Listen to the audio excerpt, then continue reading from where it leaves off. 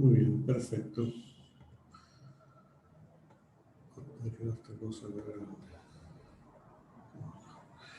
Bueno, vamos a retomar un poco después de este feriado largo de Semana Santa.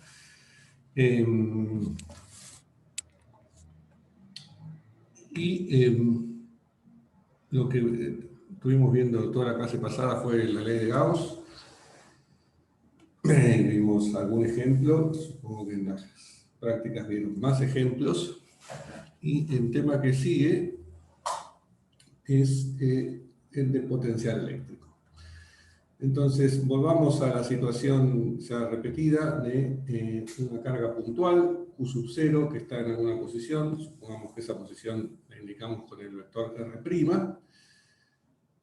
El campo eléctrico, sabemos que genera un campo esa carga, está dado por esta expresión que viene de la ley de Coulomb, es K por Q0, el vector R menos R' dividido el módulo de ese mismo vector al cubo.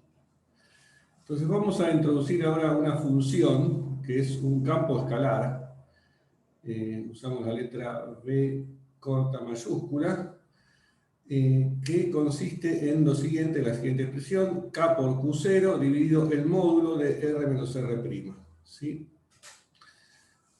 Resulta que esta función que traemos ahora cumple con la siguiente propiedad matemática, que es que si le tomamos el gradiente, operación que ustedes conocen de Mate 3, que consiste en hacer en cartesianas, por ejemplo, las derivadas parciales respecto a cada una de las coordenadas, lo anotamos eso con este símbolo nabla que ya usamos para la divergencia, o con la palabra grad, y como dije, en coordenadas cartesianas es un vector que está dado por cada una de sus componentes es la derivada parcial respecto a cada una de las direcciones x y z en esas coordenadas cartesianas, y resulta que se cumple, y ahora vamos a demostrarlo, que si yo le tomo el gradiente a este campo escalar, me va a dar el campo vectorial, que es el campo eléctrico. ¿Sí? Bueno, probémoslo, lo vamos a hacer de dos maneras.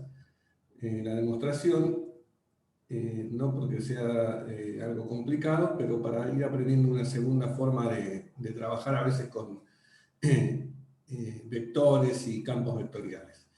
Bien, la primera manera es la más sencilla, supongo para todos, que es escribir esta función escalar que acabamos de definir, que llamamos, ahora le vamos a dar un nombre, pero es el potencial eléctrico. La escribimos en su expresión como son dadas las coordenadas cartesianas. Eso significa que pongo este módulo de R menos R' en coordenadas cartesianas. ¿En qué consiste? Bueno, es el módulo de cualquier vector, es la suma de sus componentes al cuadrado, raíz cuadrada. ¿Sí? Las componentes de este vector son x menos x', y menos y', z menos z', y entonces la suma de esas componentes al cuadrado, toda la raíz cuadrada es elevarlo todo al 1/2, y eso sería esta expresión. Entonces hay que hacer después la derivada parcial. Hagamos, por ejemplo, la derivada parcial de b respecto a x, a una de las coordenadas. Para eso tengo que derivar esta expresión. Bueno, me queda el término que está abajo al 1/2, lo tengo que sumar 1 a la exponente, o sea que me queda 1/2 más 1 a la 3/2, y la derivada de lo de adentro respecto a x solamente es 2 por x menos x', y eso sería este término acá. Baja también hay un medio que baja porque esto es como tener todo este corchete a la menos 1/2, ¿no? Esta expresión. Entonces, derivar eso es menos 1/2 por todo eso a la menos 1/2 más 1 menos 1, que sería a la menos 3/2, por la derivada de lo de adentro, que es eso. Bien, derivar, que ustedes saben de mate, así que si saben derivar, esto lo tienen que hacer bien. Bueno, ahora lo miro esto y me queda exactamente, si lo miro un rato, digo, esta es la componente X del campo eléctrico, ¿sí? Porque el campo eléctrico, lo tenía escrito en la página anterior, es esto, quiere decir que su componente X, en coordenadas cartesianas, es X menos X' dividido el módulo este al cubo. Bueno, esto es precisamente lo que está escrito acá, X menos X', y esto que está acá abajo es el módulo de R menos R' al cubo, ¿no?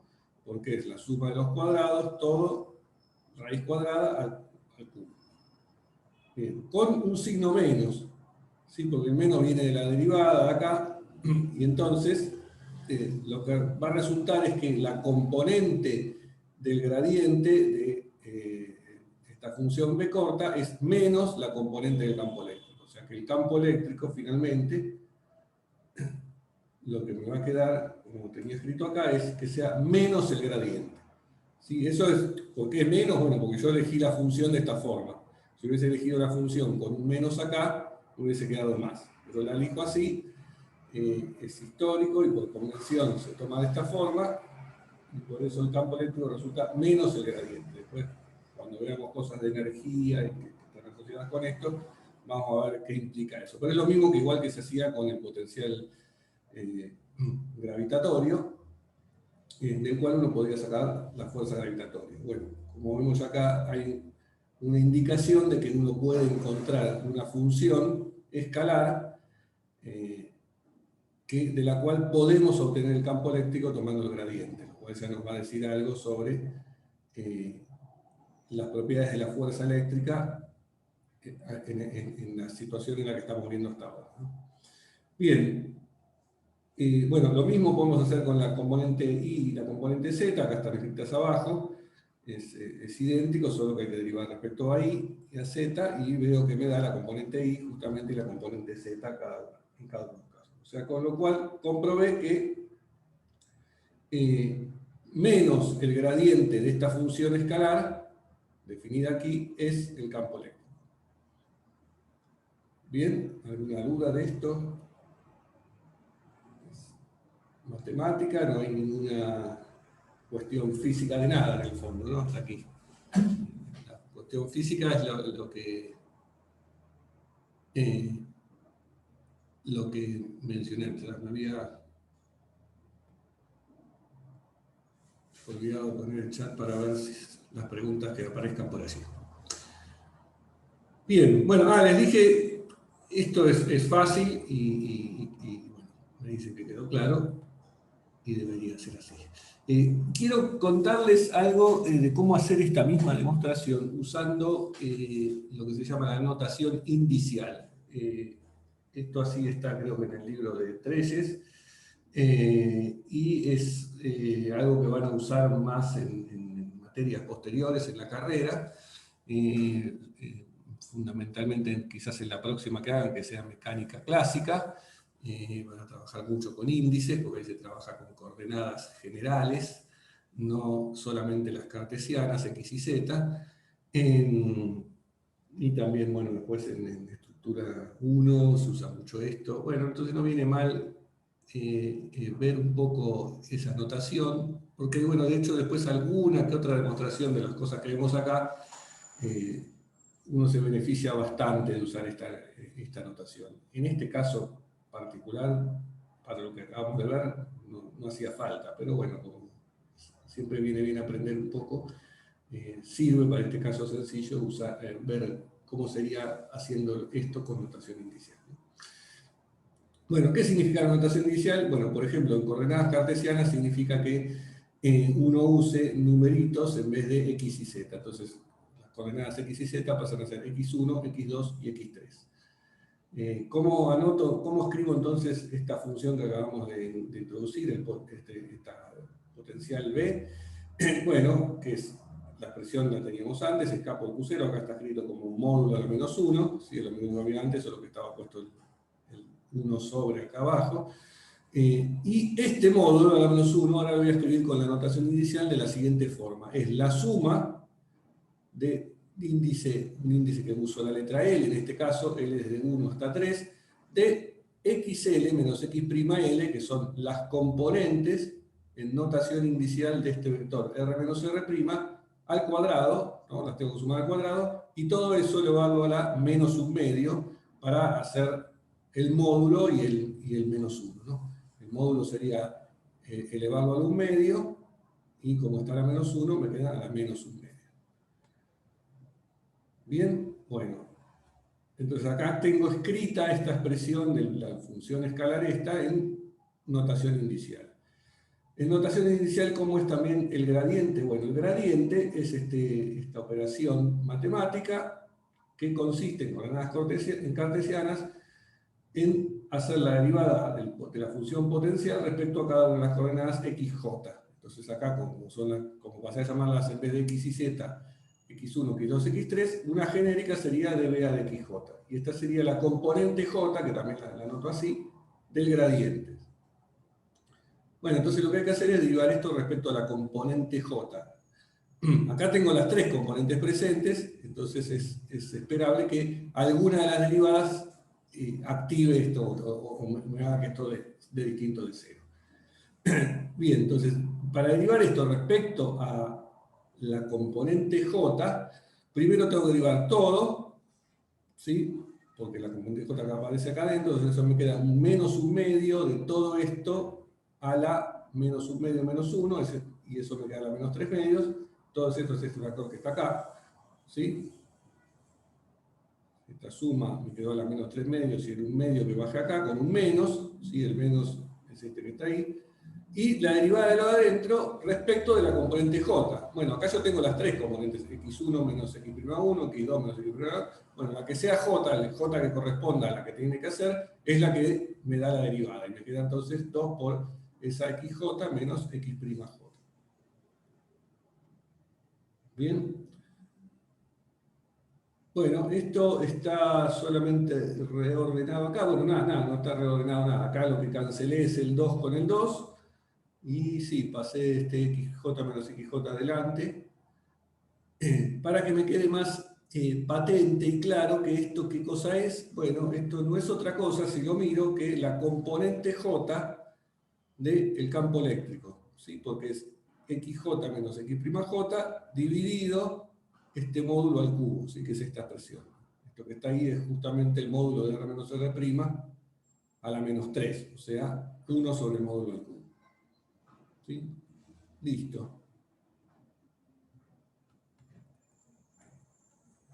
Bueno, nada, eso me vuelve no dice nada nuevo respecto a lo que había hecho antes en cartesianas. Me confirma que el gradiente de esta función es el campo eléctrico, con signo menos. Quería hacer una pregunta. El hecho que derives respecto de xj y no xl es porque l o j es una variable muda, digamos, un subíndice mudo. Porque, viste, acá arriba en la expresión de b tenemos todo en función de las coordenadas xl, ¿no? Que el L es un subíndice ese de la sumatoria, pero después derivamos respecto de xj cuando una j no aparece supuestamente. Claro, L es un índice que corre en esta suma sobre las tres coordenadas. Yo tengo que derivar respecto a alguna de ellas. Entonces, para poder Claro. cuál es, uso otra letra o uso la j. Ok. ¿Sí? Después, bueno, derivo respecto a aquella coordenada que sea la j. Claro. Genial. ¿Sí? Es eso. Eso es todo lo que hice.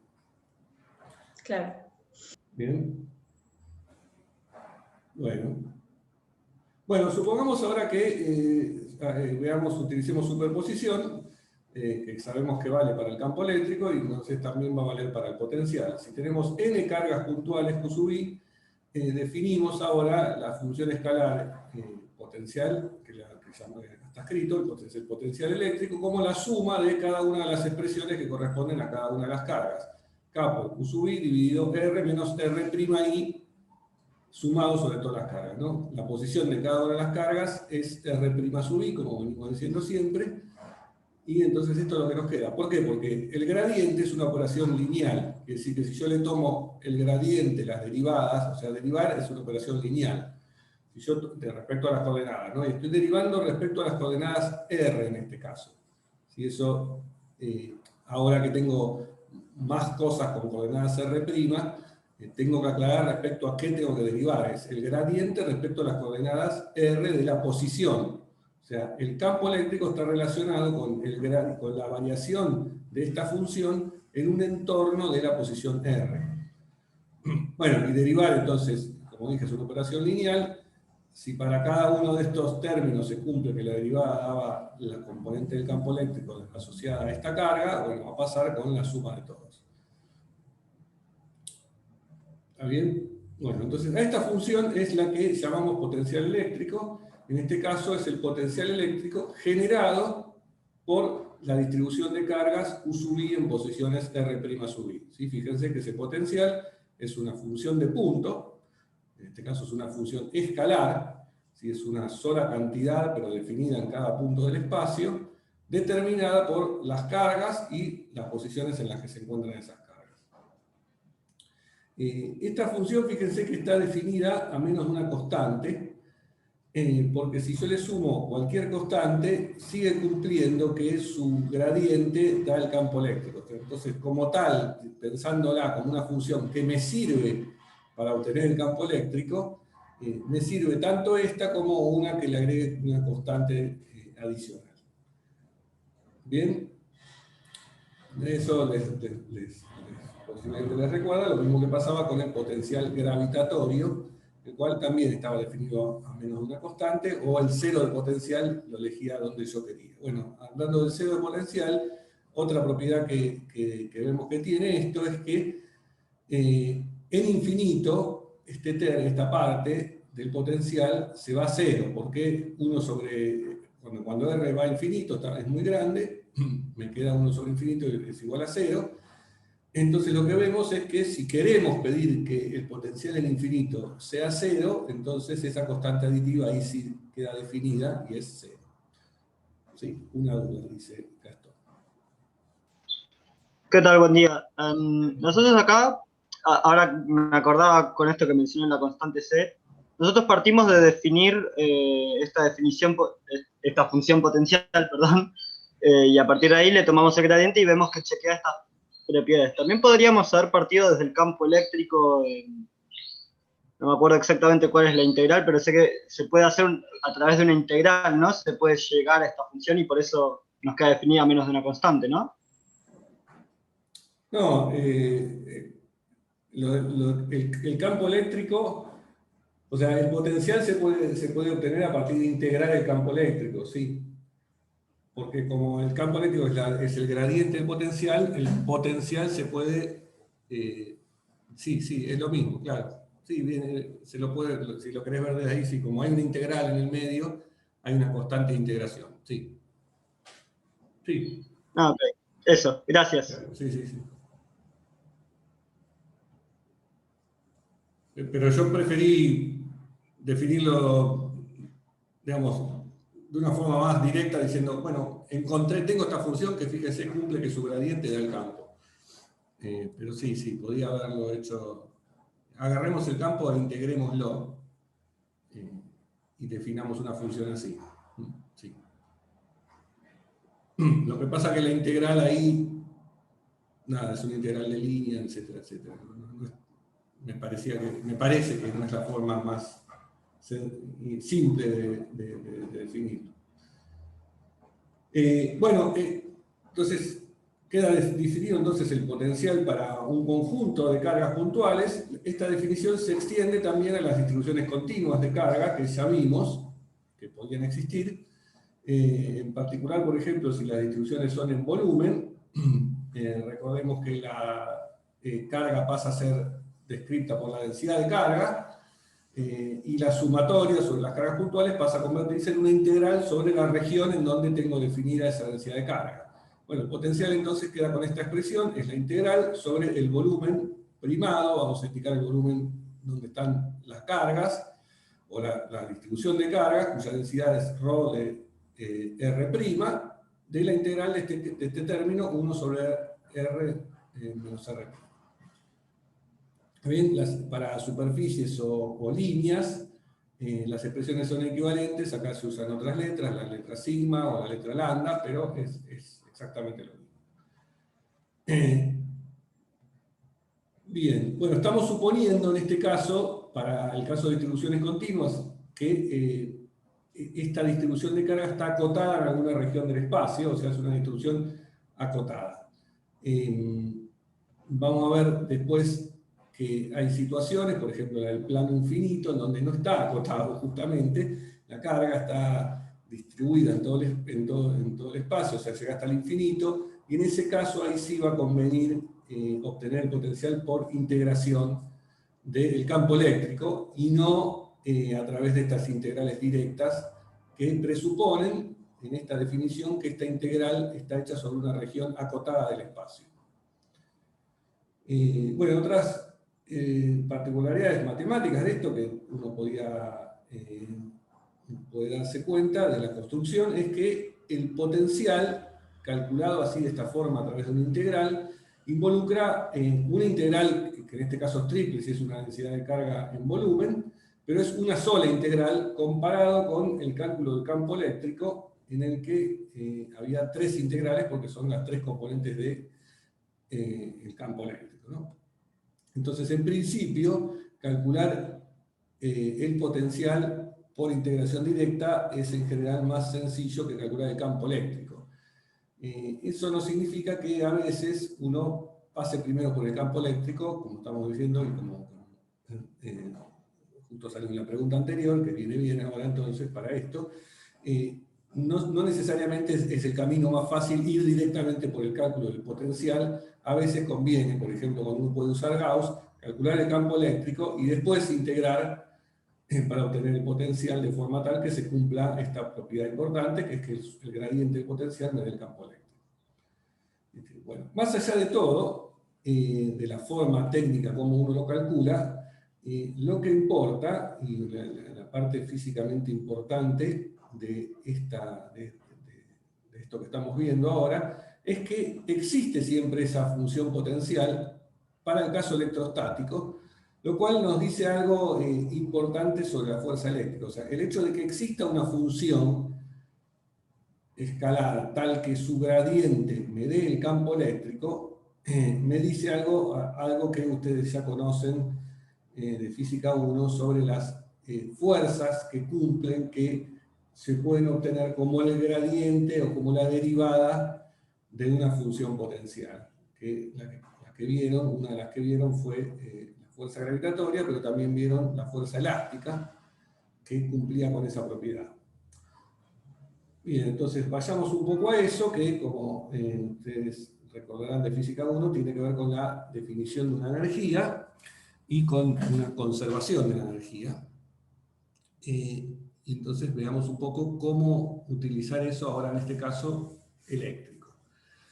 Bueno, sabemos que si tenemos una carga de prueba, Q, y hay un campo eléctrico, la fuerza que siente esa carga debido al campo eléctrico, que ese campo eléctrico está generado por otras cargas, ¿sí? Remarco esto.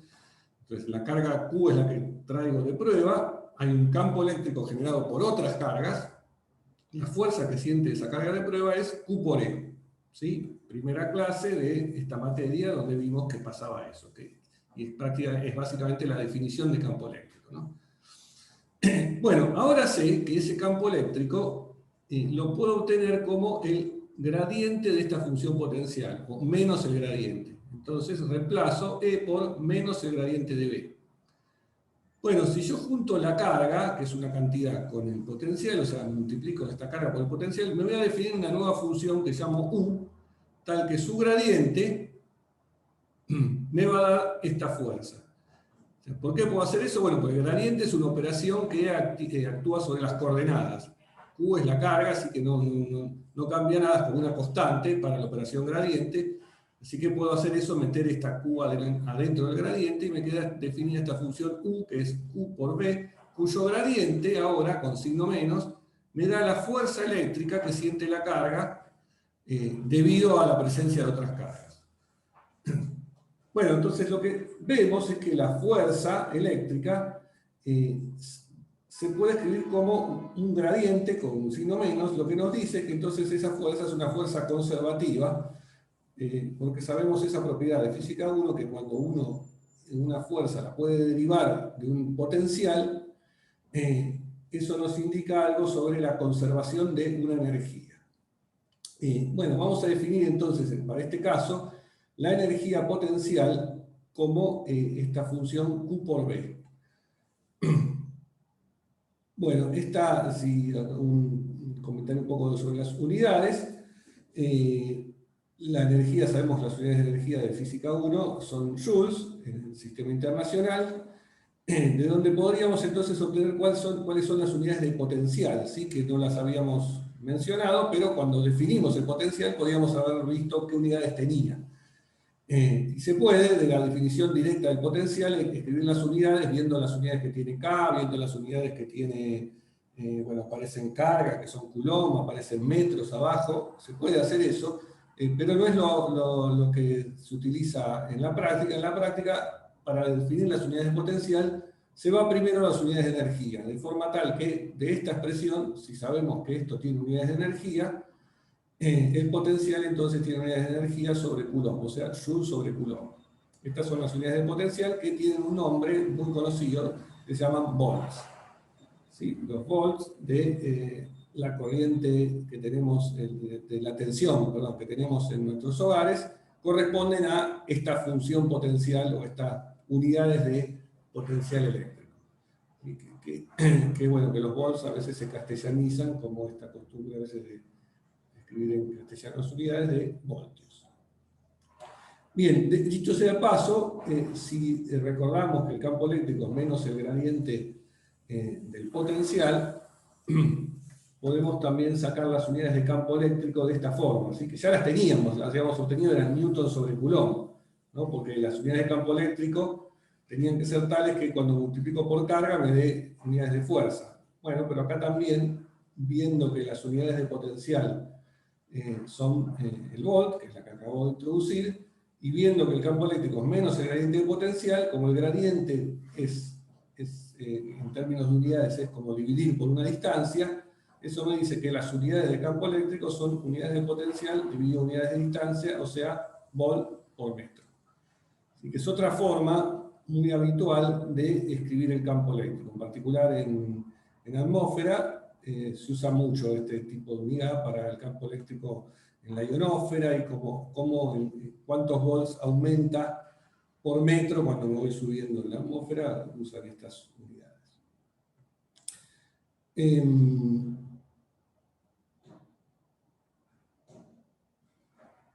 Bueno, dos preguntas. Tanto a U como a B se le llama potencial eléctrico. No. Potencial eléctrico le llamo a B. A U es la energía potencial. Y en particular es la energía potencial electrostática, porque todo esto que estamos viendo es dentro de la electrostática. Lo remarco, no salimos de ahí todavía y por lo tanto lo estamos viendo en ese caso. Claro. Y después, la otra pregunta que había es, no entendí eso de dividir por la distancia.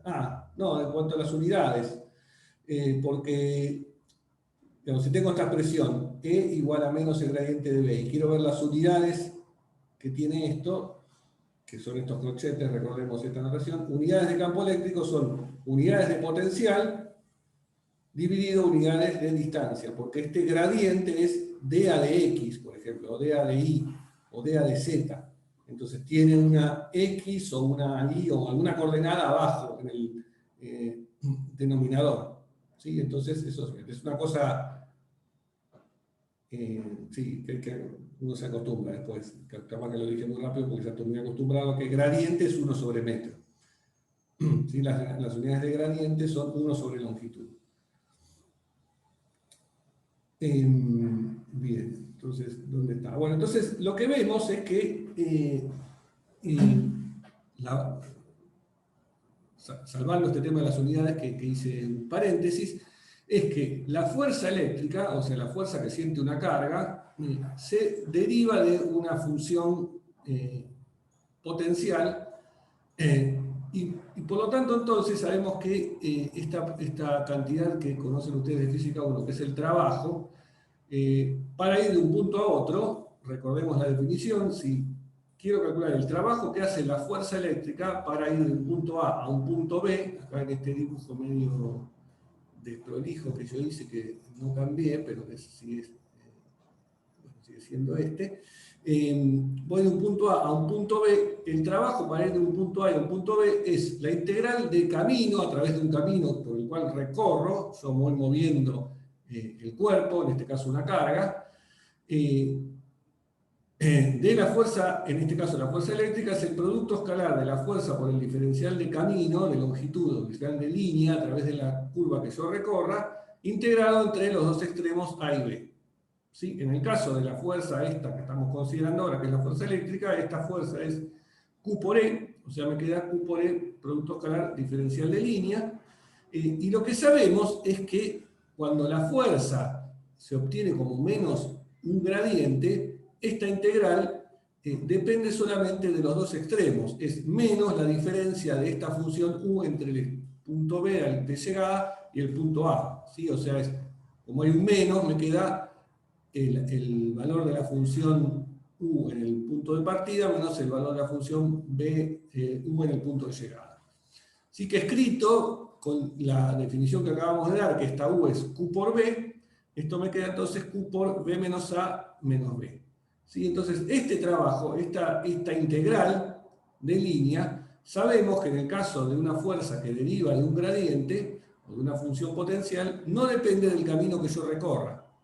¿Sí? Esta propiedad importante que tienen las fuerzas que derivan de un gradiente. ¿Por qué? Porque, bueno, como justamente es un gradiente la fuerza, si yo acá reemplazo F por un gradiente, me queda la integral de este gradiente, que es la integral común de una derivada, básicamente, que es la resta de la función evaluada en los dos extremos, ¿no?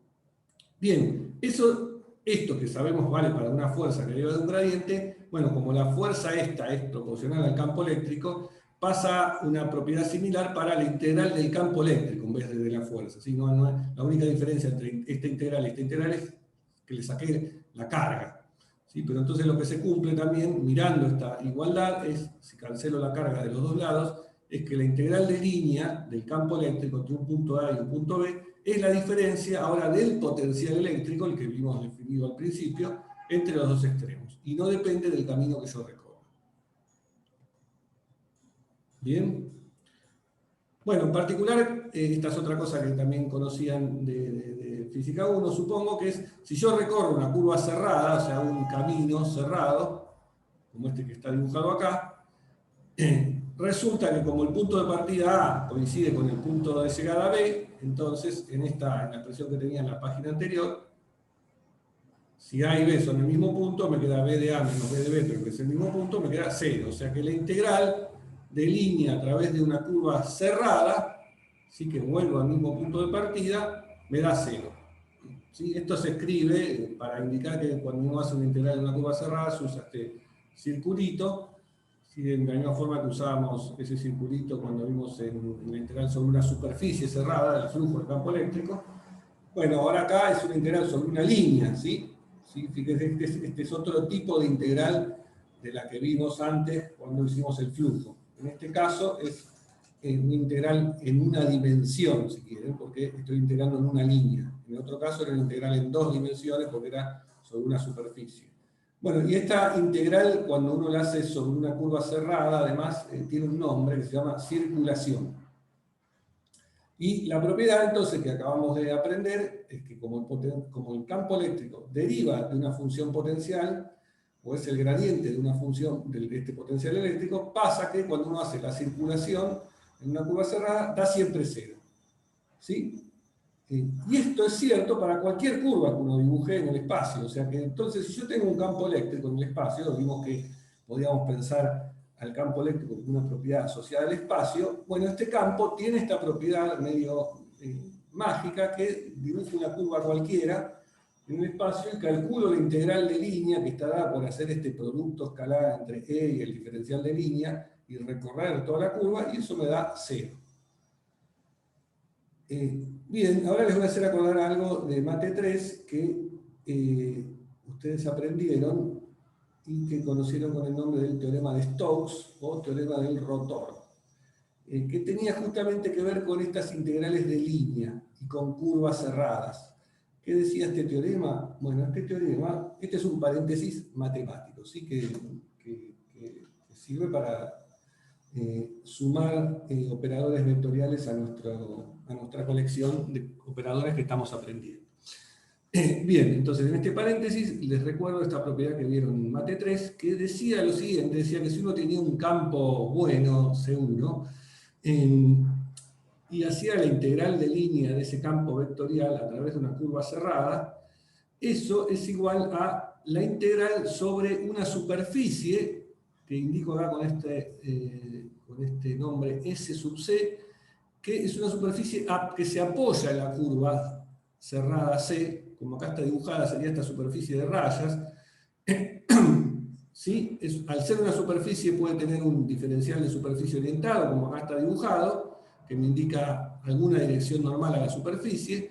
Y esta superficie que estoy acá dibujando, que es una superficie apoyada en la curva C, este teorema es válido para esa superficie o cualquier superficie que se apoye. Puede ser una que tenga una forma así complicada, pero que se apoye, o una superficie perfectamente plana, si la curva es plana, o lo que sea, cualquier superficie cuyo borde tenga a la curva C, entonces se cumple, ¿qué cosa? Que la integral de este campo vectorial a lo largo de la curva cerrada C es igual a la integral de superficie ahora del rotor de este campo vectorial, donde esta operación, nabla producto vectorial A, se llama rotor, y consiste en coordenadas cartesianas en esta combinación un poco complicada de derivadas. El rotor a veces se escribe de esta forma, rotor de A, consiste en esta combinación de derivadas, como decía, las derivadas cruzadas respecto de cada una de las coordenadas, escritas de esta forma, que corresponde a hacer el producto vectorial, que es una operación que ustedes conocen también de física 1, cuando veían momento angular, entre un vector dado por las tres componentes del campo que yo tenía en cuestión acá, que integrar a x, a y, z, y este operador vectorial nabla, cuyas componentes puedo asociar, esto es algo medio notacional, pero funciona matemáticamente, que es como un vector que formase con las dA de x, dA de y, dA de z, armando un vector, o sea, armando tres componentes de esto, y haciendo el producto vectorial entre estas dos cosas, ¿sí? El producto cruz, o también llamado, que es una forma de hacerlo, supongo que lo vieron en F1, esto también es ordenando estos dos vectores como en una matriz y haciendo el determinante, y entonces ahí aparecen estas derivadas cruzadas, ¿no? Porque cuando hago el determinante de esa matriz me quedan estas componentes. No importa, es una definición matemática y este teorema ustedes lo vieron, ¿sí? Lo vieron, ¿no? Díganme que sí, así no. Sí. Sí, lo vieron. Bueno, entonces se cumple que pasa esto, ¿no? Que uno puede convertir una integral de línea en una integral de superficie, introduciendo esta operación vectorial llamada rotor. Bueno, que no sé si esto se los comentaron cuando vieron esto en Mate 3, pero el hecho de que se cumpla este teorema me da una idea física de qué significa el rotor, porque viendo este teorema lo que puedo ver es que el rotor me da una idea de la circulación por unidad de superficie. ¿Sí? Porque es como si, supóngase que uno toma una curva chiquitita y por correspondencia a la superficie va a ser también pequeña, entonces aproxima las integrales por, en este caso la integral de la derecha, por rotor por la superficie. Paso dividiendo la superficie, me queda que el rotor es esta circulación dividida a la superficie. O sea, me da una idea de circulación por unidad de superficie. ¿Y qué es esa circulación? Bueno, la circulación me da una idea de cómo un campo está moviéndose o va cambiando a medida que voy recorriendo una curva cerrada. Entonces, por ejemplo, cuando uno aplica esto al campo de velocidades de un fluido, esa circulación me da una idea, o sea, que un fluido tenga circulación, ¿sí? Me dice que, por ejemplo, hay como un remolino en ese fluido. ¿Sí? Entendiendo la circulación como lo que es, ¿no? Como el producto escalar entre el campo vectorial y el diferencial de línea, supóngase que uno tiene un remolino de un fluido, y entonces ahí el vector velocidad del fluido está alineado siempre con el diferencial de línea y la circulación me va a dar algo distinto de cero en ese caso. ¿Sí? Que no es el caso del campo eléctrico. En el campo eléctrico no puede pasar eso por lo que estamos viendo, porque ahí da siempre cero. O sea, es como que en el campo eléctrico no hay remolinos. Pero en un fluido sí puede haber remolinos. Entonces, que haya un remolino me da una idea de la circulación. Y el rotor, de alguna forma, del campo vectorial, me mide la presencia, la existencia de cuán intensos son los remolinos. ¿Sí? Porque me da una idea de cuál es la circulación por unidad de superficie. Por supuesto, entonces ahora vamos a ver que el rotor del campo eléctrico va a dar cero. Se les anticipé, lo cual me dice que el campo eléctrico no tiene remolinos. Insisto, esto es en electrostática, ¿no? Bueno, me fui con un ejemplo de fluido porque es mi tendencia a ese área, pero bueno, si no se los habían contado de esa forma, espero que les sirva de algo. Bueno, entonces volvamos al campo eléctrico y apliquemos ahora este teorema de Mate 3 que ustedes conocían, que para el caso del campo eléctrico, ¿qué me dice? Me dice que la circulación del campo eléctrico es la integral de este rotor apoyado en una superficie, integrado en una superficie apoyada en la curva C. Y lo que sabemos es que esta circulación da siempre cero, y esto vale para cualquier curva que yo dibuje en el espacio, como acabamos de decir, y por lo tanto vale para cualquier pedacito de superficie que yo me imagine, porque dibujo cualquier superficie, le dibujo una curva alrededor y vale esto. Entonces, si esto vale cero para cualquier cosa por la cual yo le integre, la única que queda, la única posibilidad es que lo que está dentro del integrando sea cero. O sea que el rotor del campo eléctrico da cero. Bien, bueno, resulta que esto quedó demostrado utilizando este teorema de Stokes.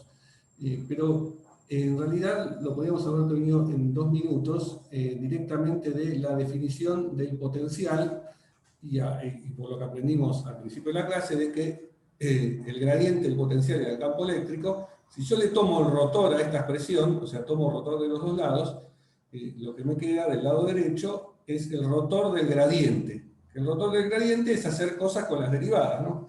El gradiente es aplicar derivadas a la función esta, o sea, dB a de x, dB a de y, dB a de z. Eso es el gradiente. Y el rotor es hacerle cosas es aplicar derivadas de nuevo, usando la definición, a esa expresión vectorial que yo tengo, ¿no? Como está acá. O sea, el rotor del campo vectorial A es hacerle derivadas a este A. Entonces, si hacen eso con A como el gradiente del potencial, le van a quedar derivadas acá segundas. Pero les van a quedar derivadas segundas cruzadas y que resulta que todas se cancelan unas con otras.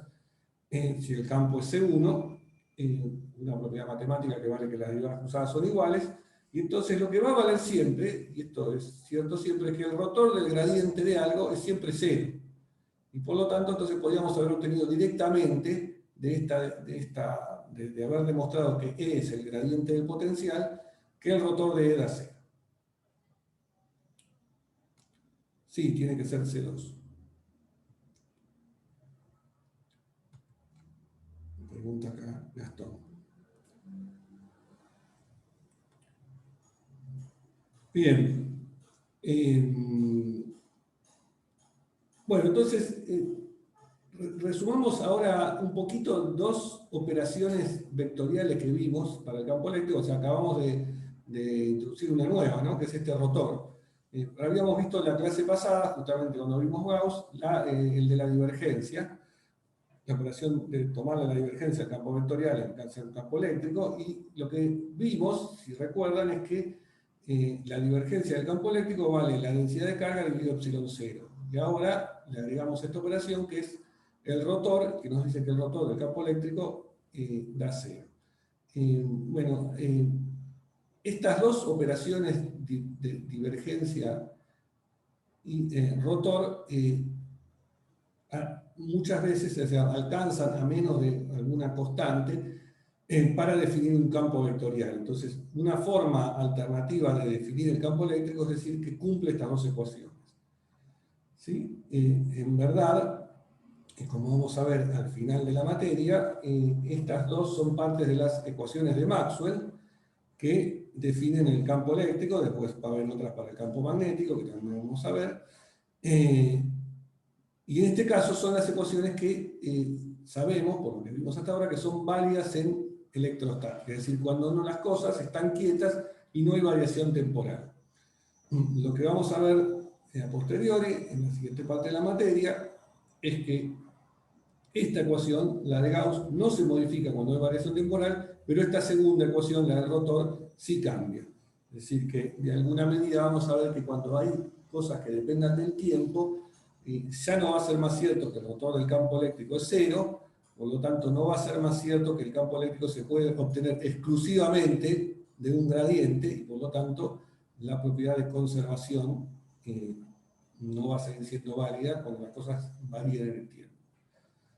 Pero siempre va a haber una parte del campo eléctrico que sí se puede asociar a esa, y esa es la parte que vamos a llamar parte electrostática. Bien, bueno, sigamos un poco con la matemática y con las operaciones, ya que venimos aquí embalados con esto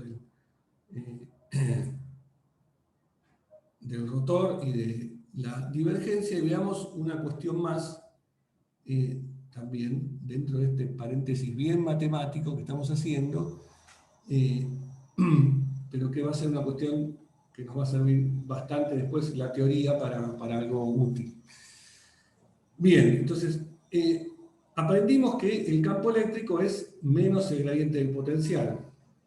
Y en la clase pasada habíamos visto que la divergencia del campo eléctrico es la densidad de carga dividido epsilon 0.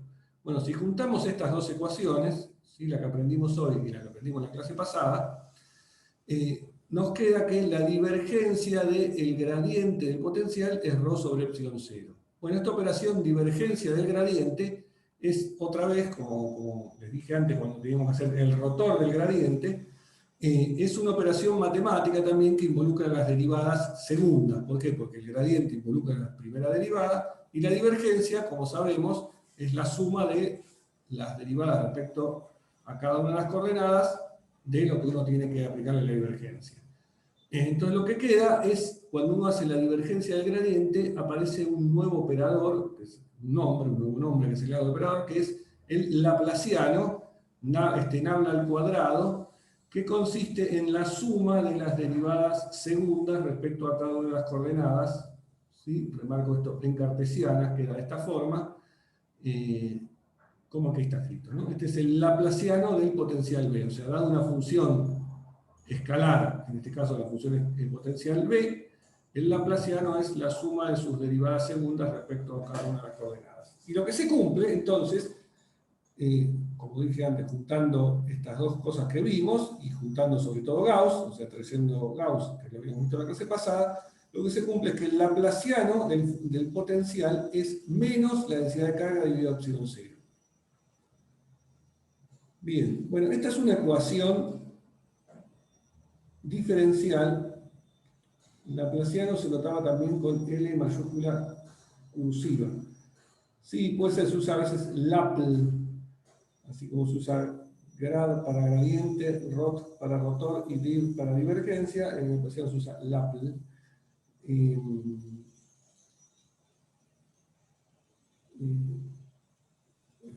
No, claro, si como decís Laplaciano, eso no es lagrangiano. Sí, sí. Esa L caligráfica se usa para lagrangiano, que lo van a ver en mecánica clásica, ¿sí? Es una función de física que viene de los físicos y viene del señor Lagrange. Esta viene del señor Laplace. Bueno, los dos eran físicos, matemáticos, eran todos en esos tiempos, pero no importa. Bueno, esto es una ecuación diferencial. Bueno, que volvamos. Entonces, esta que está acá recuadrada, que reitero, sale de combinar Gauss más potencial eléctrico, es una ecuación que, mirada de esta forma, es una ecuación diferencial en derivadas parciales, ¿sí? Así se llaman las ecuaciones en donde aparecen las derivadas parciales de segundo orden, porque aparecen las derivadas de segundo orden, y tiene un nombre, se llama la ecuación de Poisson. ¿Sí? es una ecuación donde de un lado tengo el laplaciano de la función y del otro lado tengo alguna función de punto, en este caso la densidad. ¿Sí? Recordemos que la densidad es una función que depende del punto en el que estoy. No necesariamente esto es una constante, ¿no? La densidad de carga puede variar en el punto en el que estoy. Bueno, como esto también vale para el potencial gravitatorio, y esta ecuación de Poisson también aparece ahí donde uno acá tiene V como el potencial gravitatorio y ρ la densidad de masa. Es una ecuación conocida de la física que aparece en esos dos lugares, y es una ecuación muy conocida por los matemáticos, que la han estudiado bastante, y sobre todo es una ecuación muy amena, porque se puede demostrar que esta ecuación, dada una región en el espacio, ¿sí? Los matemáticos suelen usar este omegón para indicar una región en el espacio que tiene un borde, y el borde lo indican con este d omega, ¿sí? Que no es una derivada parcial, pero pareciera que quisiera decir eso, pero es simplemente indicar el borde de esta región. ¿Sí? En este caso, si esta es una región plana, o sea, una superficie, este d omega sería la curva que rodea esta región, pero también puede ser en tres dimensiones. Este omegón puede representar un volumen, y este d omegón la superficie que encierra ese volumen. Bueno, y lo que saben los matemáticos es que si yo tengo una región en el espacio, por ejemplo, pensemos ahora en la física de la electricidad, tengo una región en donde hay una densidad de carga ρ, entonces sé que vale, adentro de la región esa donde tengo densidad de carga ρ, vale esta ecuación, ¿no? ¿Por qué? Porque vale, porque saqué que vino de Gauss. Entonces sé que vale adentro de esa región que el laplaciano del potencial es menos una densidad de carga dividido epsilon 0, y si conozco lo que se llaman condiciones de borde, que es el valor del potencial en el contorno de la región, ¿sí? Que también esto se puede extender a conocer, en vez de conocer a la función, conocer la derivada. Si yo conozco la función, se llaman condiciones de Dirichlet, y si conozco la derivada, se llaman condiciones de Neumann. Nada, todas cosas técnicas.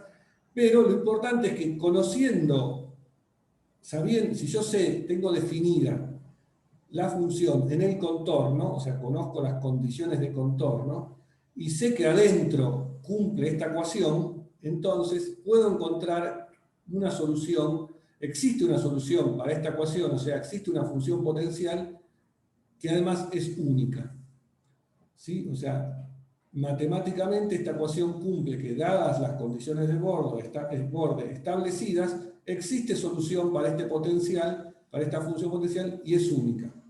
¿Sí? Que lo cual físicamente uno tendría que decir, y sí, si tengo cargas, hay un potencial, y es único. Pero bueno, demostrarlo matemáticamente es otra cuestión, ¿no? Y está demostrado. En matemáticas nos decían que el borde de una región coincide con su derivada o algo así. Okay. Bien. Bueno, entonces, esta importantísima propiedad de que existe la solución a esta ecuación y es única, remarco que es importante porque resulta que no todas las ecuaciones diferenciales que uno escriba tienen solución, ni está garantizada su unicidad, pero peor de todo, ni siquiera su existencia. Y hay varias ecuaciones en física donde no está demostrado matemáticamente que exista solución. Una de ellas, muy conocida, es la ecuación de los fluidos. Otra vez me fui para ese lado, pero la ecuación que se llama la ecuación de Navier-Stokes, la ecuación para la velocidad de un fluido, no está demostrada la existencia de unicidad para la solución de esa ecuación. Bueno, no, acá Guadalupe remarca algo que está bueno mencionarlo. De hecho, ¿no son infinitos potenciales debido a la constante? Claro, sí. Hay infinitos potenciales que podrían cumplir con esta ecuación diferencial, pero cuando fijo el valor del potencial en el borde, me queda uno solo. Es decir, es clave juntar las dos cosas, o sea, es la solución de esta ecuación con las condiciones de contorno. Y las condiciones de contorno me fijan esa constante arbitraria que uno puede siempre agregarle potencial. ¿Sí? Bueno, esto lo dejo acá, y la unicidad de la ecuación de Poisson la vamos a usar después para resolver problemas de encontrar el potencial y finalmente el campo eléctrico, que es lo que uno quiere, dado una distribución de carga que no conozco de antemano cómo están las cargas, pero voy a usar un truco para, digamos, sabiendo algunas propiedades de cómo está distribuida esa carga y sobre todo sabiendo cuánto vale el potencial en los bordes, cosa que eso sí lo voy a necesitar saber, voy a invocar este teorema de existencia de unicidad para, con ese truco, poder resolver el problema. O sea, lo dejamos ahí en la gatera para, no sé si en una clase, ya no me acuerdo, en próximas clases lo vamos a traer para poder resolver problemas con conductores. Bien.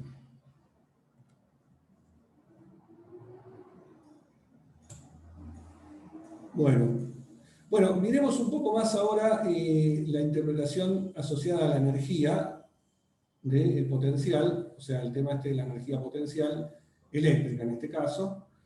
Ya sabemos que como la fuerza eléctrica, como el campo eléctrico deriva de una función potencial y por lo tanto la fuerza eléctrica también, sabemos que hay una energía potencial asociada y que eso podemos utilizar todas las cuestiones de energía que sabíamos de física 1 para el caso de la fuerza eléctrica. O sea, de la misma forma que hicieron para la fuerza gravitatoria o para la fuerza eléctrica, y podían resolver problemas de ese tipo usando energía, ¿no? Conservación de energía. Pero lo que quería mencionar también una interpretación física justamente que tiene que ver con eso, que es qué significa el potencial eléctrico en el caso particular de una carga puntual, ¿no? Supongamos que tengo una carga puntual Q0 en el origen, el potencial eléctrico, sabemos que, con la definición, ahora, en realidad, es la primera vez que la aplicamos, o sea, la vimos en términos genéricos para una carga cualquiera, en una posición de R', supongamos ahora que tenemos una carga Q0 en el origen, utilizando la definición del potencial, es esto, ¿no? Es K por Q0 dividido R. ¿Sí? Porque está la carga, el R' de esta carga es 0. Bueno, y supongamos que traigo una carga de prueba Q desde el infinito, o sea, desde una distancia muy alejada de esta carga Q0, hasta una distancia R de la carga Q0. O sea, tengo la carga Q0 que está en el origen, ¿sí? Y traigo desde el infinito hasta una distancia R esta otra carga Q de prueba. Bien, cuando yo traigo esta carga, como esta carga Q0 me genera un campo eléctrico, cuyo potencial es este, que depende de la distancia a donde estoy mirando el campo eléctrico, o el potencial. Bueno, como hay un campo eléctrico y yo traigo esa carga, la fuerza eléctrica hace un trabajo contra la fuerza que hago yo. ¿Cuál es el trabajo que hace la fuerza eléctrica? Bueno, el trabajo que hace la fuerza eléctrica para ir desde infinito hasta la posición final R, sabemos, por lo que vimos antes, que es menos la diferencia de la función potencial o de la energía potencial U entre los dos extremos. Como es menos, me queda U del punto de partida menos U del punto de llegada, ¿sí? U de infinito menos R. El punto de partida, repito, es el infinito, o sea, vengo con una carga de prueba Q desde el infinito y la traigo hasta una distancia R. Entonces, el trabajo que hace la fuerza eléctrica no depende del camino por donde yo traigo la carga, solo depende de la posición inicial y la posición final. O sea, U de infinito menos U de R. U, habíamos visto que era carga por potencial, o sea que esto es lo mismo que Q por B de infinito menos B de R. Pero, usando para este caso particular, que el potencial está dado por esto, B de infinito me doy cuenta que es 0, o sea que me queda, esto se me va, y me queda menos Q por B de R. ¿Sí? O sea que el trabajo que hace la fuerza eléctrica cuando traemos una carga desde infinito hasta una posición R, hasta una distancia R, es menos Q por BR. Como yo estoy haciendo trabajo para traerla la carga contra la fuerza eléctrica, y si lo hago con una fuerza que sea todo el tiempo igual y opuesta a la fuerza eléctrica, el trabajo que hago yo va a ser igual y de signo opuesto, ¿no? O sea que este es el trabajo que hace la fuerza eléctrica, el trabajo que hago yo para traer la carga es igual y opuesto, o sea, Q por BR. Entonces, ¿para qué nos sirve esto que estoy diciendo? Es una interpretación de que el potencial, ¿sí? Más allá de que es una función cuyo gradiente me da el campo eléctrico, también lo que estoy viendo es que el potencial representa el trabajo por unidad de carga, ¿sí? Porque si yo divido esto por la carga, ¿qué tengo que hacer para traer una carga a la posición R? O sea, el potencial eléctrico en la posición R es el trabajo por unidad de carga que tengo que hacer contra el campo eléctrico generado por otra carga, ¿sí? Por otra carga, por la carga Q0 en este caso, para traer una carga de prueba a la posición R. ¿Se entendió? O sea que esto, nada, ¿qué es lo único que estoy diciendo acá? Es ¿qué representa esta función? Lo que representa es, si ustedes tienen una carga Q0 en el origen y este es el potencial, lo que me dice esto es que el trabajo que tienen que hacer para traer una carga de prueba por unidad de carga está dada por esta presión.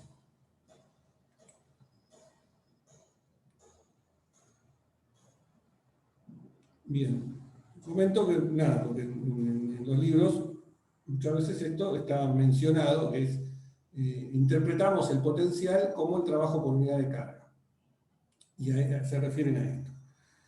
Bueno, teniendo en cuenta un poco este tema de qué trabajo tengo que hacer yo para traer una carga, vamos a ver un concepto también interesante, que hay ejercicios en donde esto aparece, que tiene que ver con cuál es la energía o cuál es el trabajo que yo tengo que hacer para armar una distribución de cargas, ¿sí? O sea, vamos a pensar ahora en algo diferente, que es no el caso que estábamos viendo hasta ahora, es que tengo las cargas ya en algún lado y quiero ver las propiedades del campo eléctrico que generan esas cargas, o quiero ver, como acabamos de ver recién, qué trabajo tengo que hacer yo para traer una carga de prueba a ese lugar, sino que ahora vamos a pensar la situación en cuál es el trabajo o cuál es la energía, esa es la idea que vamos a significarle, que tengo que hacer para armar una distribución de cargas. O sea, ese es el concepto que ahora quiero, del cual les quiero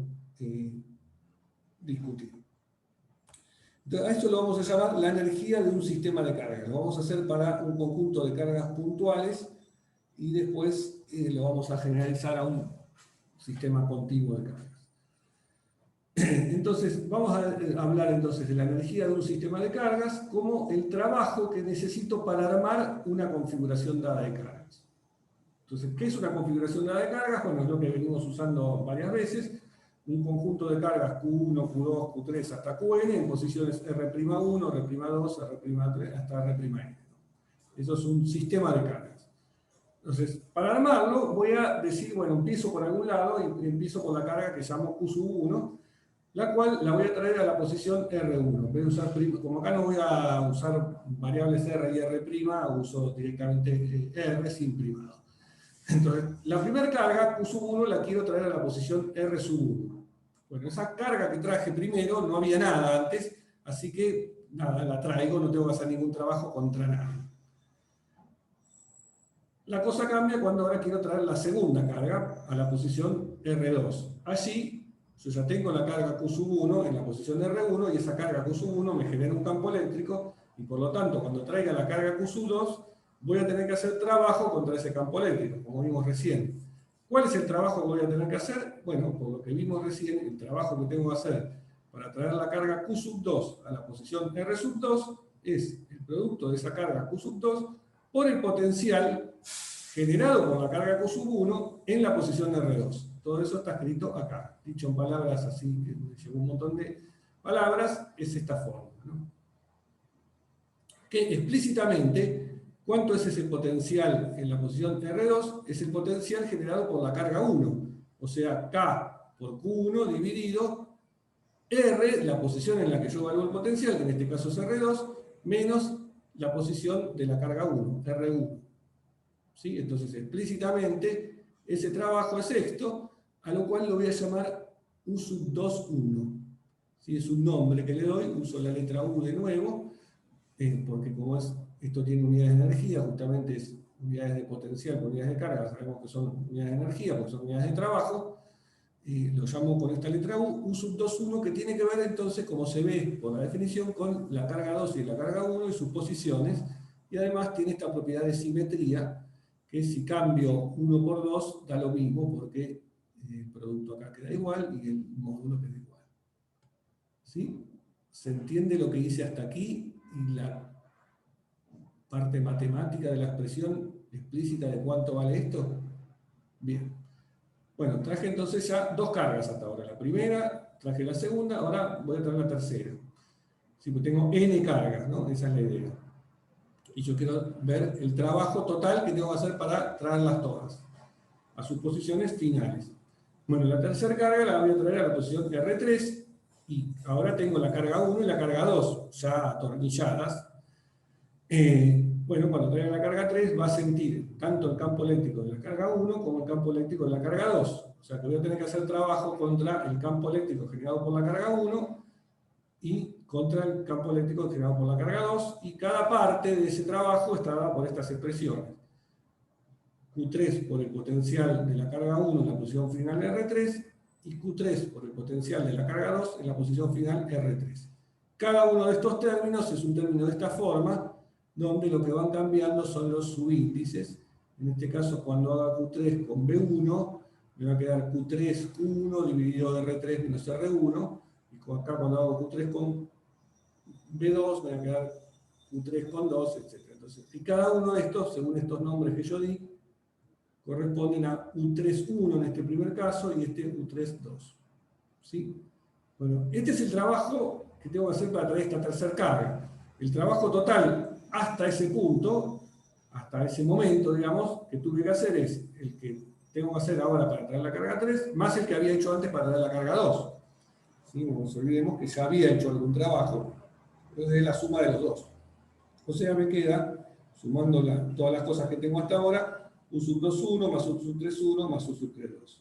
Bueno, y así siguiendo, traigo ahora la cuarta carga, tengo que hacer trabajo contra el campo de la 1, el campo de la 2 y el campo de la 3 ahora, y cada uno de esos términos tiene esta forma genérica, U4.1, U4.2, U4.3, y cuando sume todo, me va a quedar, fíjense, me va a quedar U2.1, U3.1 más U3.2, U4.1 más U4.2 más U4.3. Bueno, después de hacer esto 20 veces ya me puedo dar cuenta cómo va a ir quedando.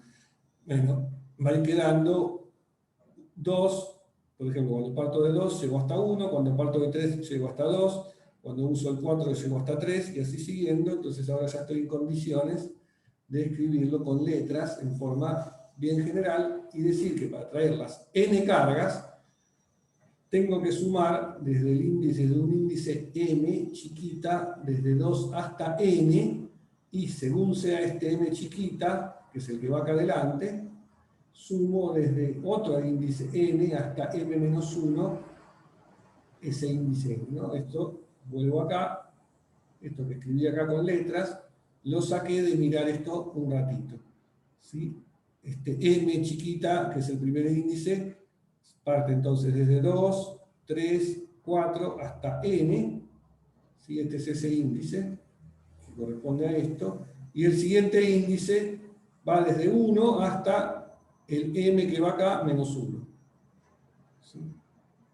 Este segundo índice, fíjense, va desde 1 hasta m menos 1, que en este caso 1, y cuando m vale 2, corre solamente hasta 1.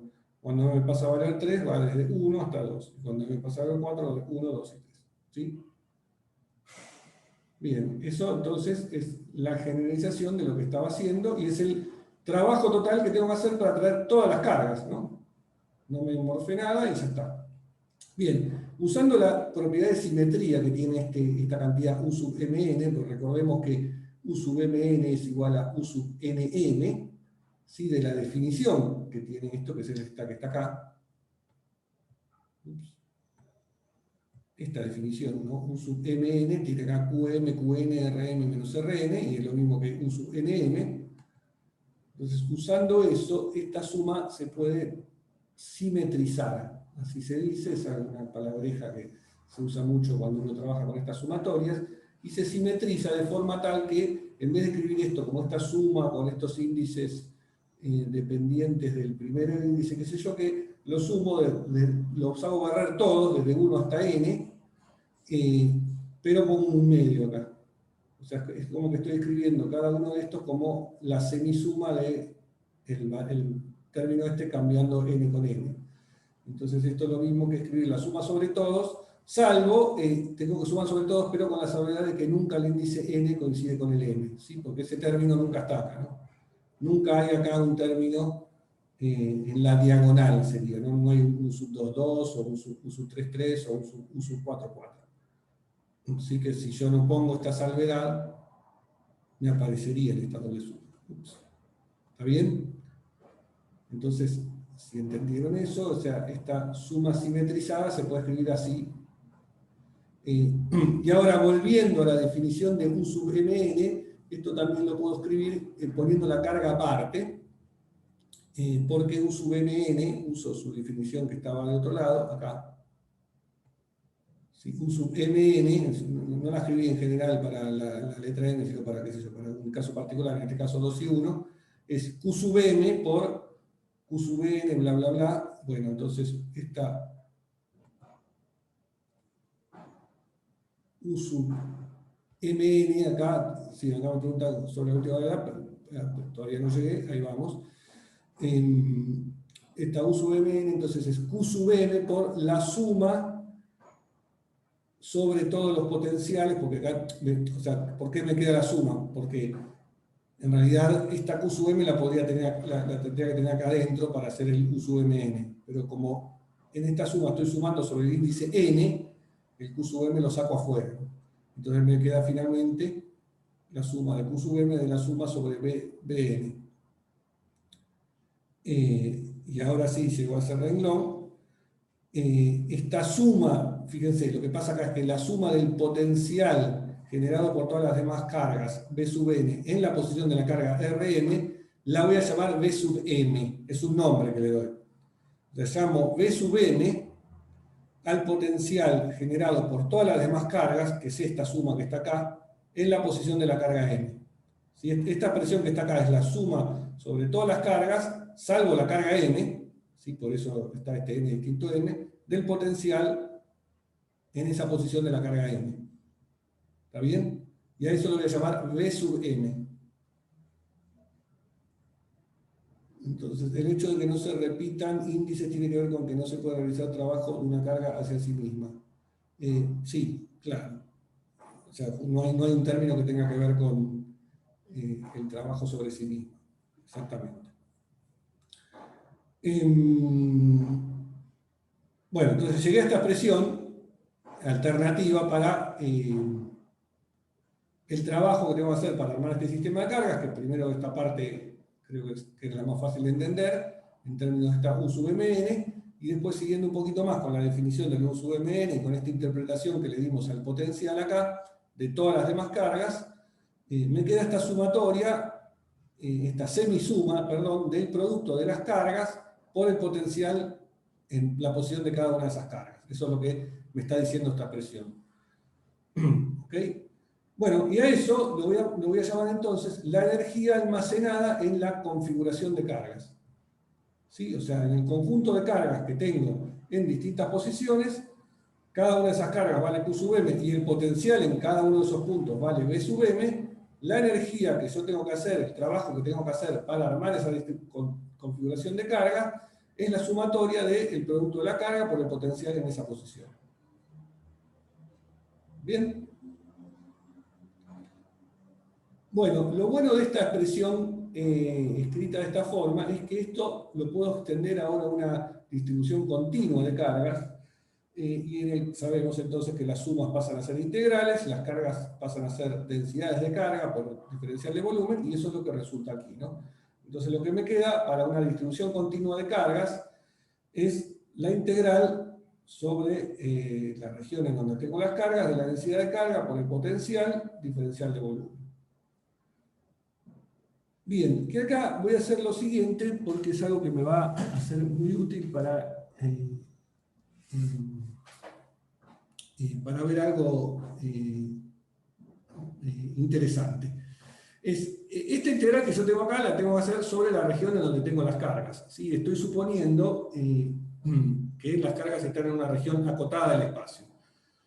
Entonces, estamos haciendo esto solamente para distribuciones acotadas de carga, ¿no? Donde las cargas están en una región, en un volumen, en alguna superficie, en alguna línea, pero limitada. Entonces, para eso tengo que hacer esta integral. Ahora, lo que yo podría decir es que esta integral la extiendo a todo el espacio, podemos indicar como R3, usando esta notación matemática, la puedo extender esta integral a todo el espacio usando el hecho que fuera del lugar donde yo tengo cargas, voy a decir que la densidad de carga vale 0. ¿Sí? Porque donde no tengo cargas, la densidad entonces es 0. Entonces, esta misma expresión, esto es exactamente lo mismo, ahora en vez de integrarlo sobre un volumen acotado, lo integro sobre todo el espacio, teniendo en cuenta que la densidad de carga fuera del volumen donde yo tengo las cargas vale 0. ¿Sí? Ahora vamos a ver por qué quiero hacer esto, pero, digamos, nada me impide hacerlo, ¿no? Así que lo hago. Bien, entonces veamos ahora de dónde o por qué me conviene hacer esto. Eso tiene que ver con una propiedad interesante de las integrales de volumen y convertirlas en integrales de superficie y ahora van a ver. Bueno, entonces voy a usar, esto es un paréntesis bien grande y un tema quizá más bien avanzado, digamos, pero que me parece útil que lo veamos, ¿no? Físicamente interesante. Pero bueno, no se asusten si de entrada les choca como algo difícil. Bien, ya no sé, con este problema pues les diste un miedo bárbaro, no es para tanto, ¿no? Pero bueno. Bueno, supongamos, volvamos a usar Gauss, ¿no? Como ya conocemos. ¿Qué nos dice Gauss? Nos dice que la densidad de carga, perdón, nos dice, estoy confuso. Gauss, como vimos hace un rato, y repasamos, nos dice que la divergencia del campo eléctrico es la densidad dividido epsilon 0. Es decir, que la densidad, usando Gauss, se puede escribir como epsilon 0 por la divergencia del campo eléctrico. ¿Sí? O sea, esto no es otra cosa que Gauss pasando el epsilon 0 para el otro lado, ¿no? Bueno, esto lo voy a usar entonces en esta expresión que tenía acá, por eso lo estoy contando ahora. Esto que estoy diciendo ahí lo voy a usar en esta expresión que está acá para, en vez de escribir la densidad, me voy a complicar un poco la vida y voy a escribir la densidad como epsilon 0 por la divergencia del campo eléctrico. ¿Sí? Y eso hago. Entonces, el trabajo, recordemos que era eso, ¿no? Era el trabajo o la energía almacenada en la distribución de cargas. Entonces lo puedo escribir ahora como esta integral. Es la integral de la divergencia del campo eléctrico producto multiplicado por el potencial por epsilon 0 dividido 2 integrado en todo el volumen. ¿Sí? O sea, lo único que hice fue, repito, reemplazar en esta expresión que me daba la energía almacenada en la distribución de cargas, ¿sí? La energía que el trabajo que tuve que hacer para armar esa configuración de cargas, reemplacé la densidad de carga por la divergencia del campo eléctrico, básicamente multiplicada por epsilon 0. Y me quedó esa integral de ahí. Bien, ahora voy a usar una identidad vectorial válida que me dice que si ustedes le hacen la divergencia a una función B por este campo E, si esto vale para cualquier par de campos, ¿no? Ahora lo voy a usar para el campo eléctrico y el potencial, que están relacionados. Pero en general esta igualdad que viene acá vale para cualquier par de campos, uno vectorial y otro escalar. Resulta que si hace la divergencia de eso es B por la divergencia del segundo más el producto escalar de E por el gradiente del primero. ¿Sí? Nada, sale de la definición de cada una de las cosas, de la definición de divergencia y la definición de gradiente.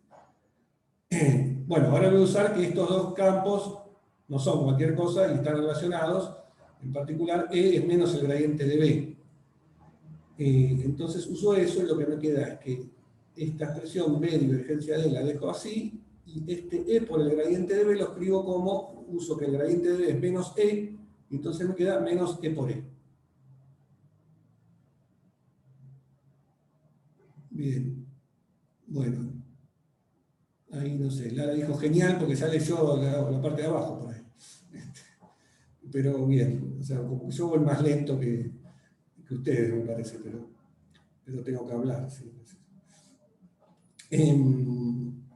Bien, entonces esta divergencia de este B por E me queda esto, B por divergencia de... bueno. Ok, me mareé yo. Bien, entonces, ¿qué me queda acá? Esto lo voy a usar para lo siguiente. Voy a usar que esto que tengo acá dentro integrando, B por divergencia de E, ¿sí? Lo voy a escribir de nuevo parece todo para complicarme más, ¿no? O sea, todo lo que estoy haciendo parece que lo estoy complicando más aún. Porque tenía que hacer la integral de ρ por el potencial, la densidad por el potencial, ahora me la transformé en la integral de una divergencia, y ahora uso esta expresión y reemplazo este B por divergencia de E por la suma de la divergencia de B por E más E al cuadrado. Este E al cuadrado sale, como estaba diciendo antes, acá reemplacé el gradiente de B por menos E, y entonces me quedo menos E por E, y esto no es otra cosa que el módulo del vector E al cuadrado. O sea que paso esto para el otro lado y me queda B divergencia de E, que es esto que tengo acá, como la suma de la divergencia de B por E más módulo de E al cuadrado. Lo enchufo acá adentro, ¿sí? Y me queda entonces que en vez de una integral como tenía antes, ahora tengo dos integrales. La primera es la integral de la divergencia de B por E, y la segunda es la integral del módulo de E al cuadrado. Bueno, pero ahora lo que voy a usar para la primera integral es, como tengo la integral de una divergencia, digo, esto es justo lo que me sirve para usar el teorema de divergencia. ¿Qué me dice el teorema de divergencia? En este caso en particular me dice que la integral de la divergencia de esto es la integral del flujo del campo al cual le aplico la divergencia, o sea, el flujo de este B por E.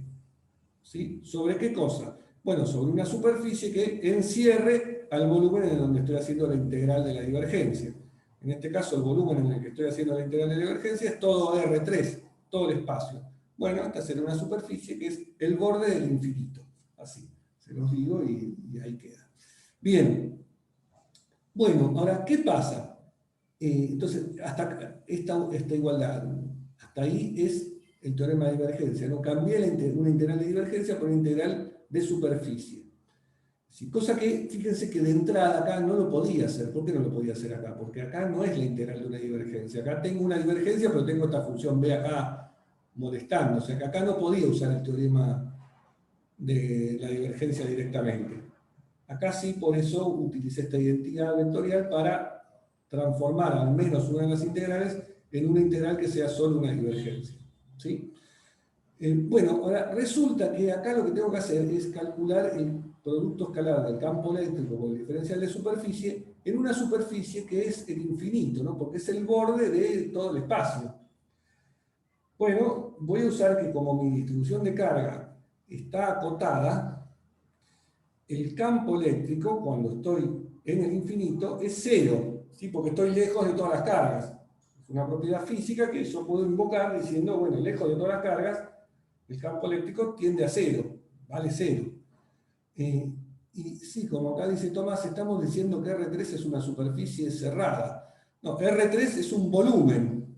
R3 es el volumen. Y S de R3 es una superficie cerrada, que es el infinito que me rodea todo el espacio. O sea, lo que estoy diciendo es que esta integral de volumen la llevé a una integral de superficie, y que la superficie en la cual estoy integrando, justamente el integrando se me anula en todo punto, porque estoy en el infinito y el campo eléctrico vale cero. Entonces lo que me estoy haciendo es sacándome de encima esta primera integral porque da cero. Sí, B también es cero en el infinito, porque de nuevo, cuando la distribución de carga está acotada, tanto el potencial como el campo eléctrico se anulan al infinito. En realidad el potencial, como vimos, está definido a menos una constante, pero me conviene definir esa constante como cero para que me dé cero. De todas formas, yo acá estoy integrando el campo eléctrico, así que me saco el asunto de la constante, no me molesta eso.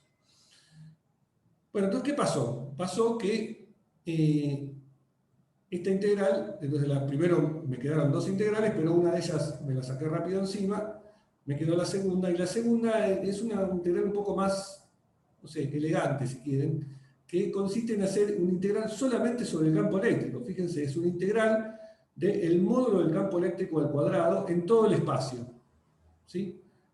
Y ahora viene entonces un concepto, la parte física que está buena pensarlo así, es, si yo tengo un campo eléctrico, ese campo eléctrico, digamos, ¿cómo lo hice? Lo hice trayendo cargas.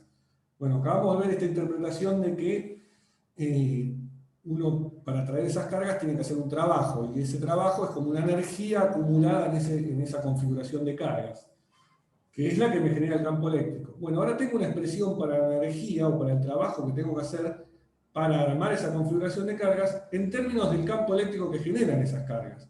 O sea, esto entonces lo puedo asociar como la idea de que cuál es la energía almacenada en el campo eléctrico, si quieren, cuál es el trabajo que tuve que hacer para armar ese campo eléctrico. O sea, dado un campo eléctrico ahora que tengo en el espacio, le asocio una energía. Y más aún, fíjense que está escrito de una forma que es un integral de volumen, y entonces todo este factor, epsilon sobre 2 por el módulo del campo eléctrico al cuadrado, lo puedo pensar como una densidad de energía, ¿sí? Porque multiplicado por el diferencial de volumen e integrado me da la energía total. O sea, esto es como una densidad de energía de campo eléctrico. Es como si yo tengo algo en el espacio que es el campo eléctrico y que en un pedacito de volumen hay una cantidad de energía ahí almacenada. Es energía por unidad de volumen almacenada en el campo eléctrico. Bien, y fíjense que eso tiene que ver con el módulo de campo eléctrico al cuadrado, que si ustedes recuerdan de F2, es lo que le daba la intensidad de la luz, ¿no? La intensidad de una onda luminosa tenía que ver con el módulo de la amplitud al cuadrado. La amplitud estaba dada por el campo, por el módulo del campo, y entonces esto da una idea de la intensidad o de la energía que transportaba la onda. ¿Sí? Bueno, esa idea de energía en realidad viene de acá, viene de que el campo eléctrico tiene asociada una energía, y esa energía es la energía que me costó a mí armarlo. Y cuando uno tiene una onda, en el fondo lo que está haciendo es transportarla de un lado a otro. Y esa intensidad de energía, ese módulo de campo eléctrico al cuadrado, me mide esa intensidad, ¿no? A menos del epsilon 0 y el 2 pero es eso. Bueno, creo que esto está piola juntar estos temas y ver un poco de dónde van viniendo las cosas.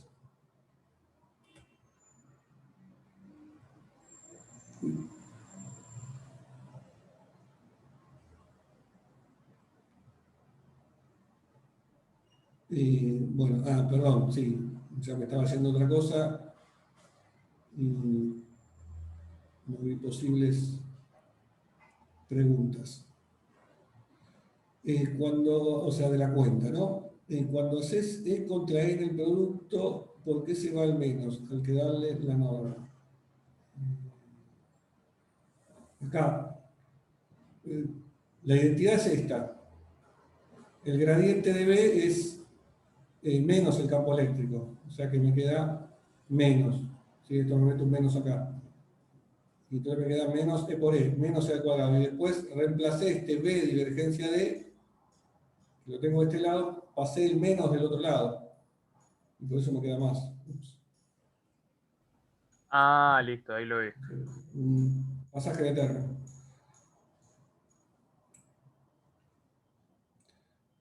Bien. No sé si tienen alguna otra duda de esto que acabo de decir, porque, como dije, es un tema que puede ser difícil, pero creo que vale la pena llegar hasta ahí también.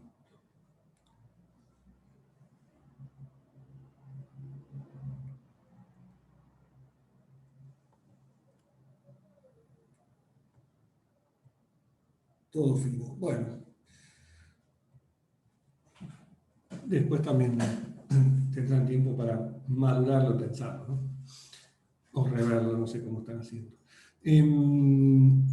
Bien, bueno, un par de cositas más antes de concluir, que aparecen en la práctica también, y que entonces cumplimos en mencionar las clases teóricas.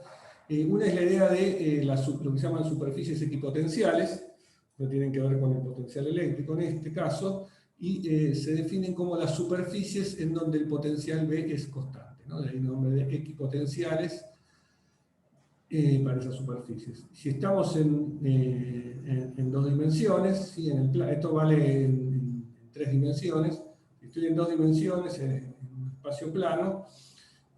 Uno habla de curvas equipotenciales, que son las curvas en donde B es constante, ¿no? Por ejemplo, para el caso de la carga puntual en el origen, cuyo potencial acabamos de ver hace un ratito, que es este, K por Q0 dividido R, las superficies equipotenciales, que son superficies dadas por B igual constante, ¿sí? O sea, esto igual constante, o sea, R igual constante, es decir, eso me da esferas. ¿Sí? O si estoy en el plano, como en este dibujo que está acá, porque no puedo hacer un dibujo muy lindo en 3 dimensiones, si estoy en el plano, esto me da círculos, ¿no? O sea, los puntos en donde B es constante corresponden a R constante, o sea, un círculo. Son estos marcados así medio en rojo desteñido. Fíjense que, viendo en este ejemplo, por ejemplo, se ve, recordemos que el campo eléctrico de una carga puntual en el origen, como es este caso, era radial, ¿no? Eran un campo que apuntaba en la dirección radial, bueno, apuntaba hacia afuera si la carga era positiva o hacia adentro si era negativa, pero es un campo radial, y las superficies equipotenciales son círculos, y lo que se cumple es que las líneas de campo, entonces, que van en forma radial, son perpendiculares a las superficies, a las líneas equipotenciales, ¿no? Bueno, ¿sí? Como se muestra en este ejemplo. Esto es bien genérico por el hecho de que matemáticamente, cuando uno calcula el campo eléctrico como el gradiente, ¿sí? El operador gradiente es siempre perpendicular a las superficies de B constante. O sea, si uno le hace el gradiente a una función, en este caso la función potencial, el gradiente es siempre un vector que apunta en la dirección perpendicular a las superficies de B constante. Eso es matemático, es una propiedad genérica del gradiente. ¿Sí? El gradiente siempre indica la dirección de máximo crecimiento de una función, y si uno se mueve sobre una superficie equipotencial, el gradiente va siendo siempre perpendicular a eso. De hecho, si yo, digamos, el gradiente es perpendicular al diferencial de desplazamiento sobre esa superficie. De potencial constante. Bueno, como en el caso del campo eléctrico, el gradiente es el campo eléctrico, entonces eso resulta en que el campo eléctrico es siempre perpendicular a las superficies equipotenciales, o a las curvas equipotenciales.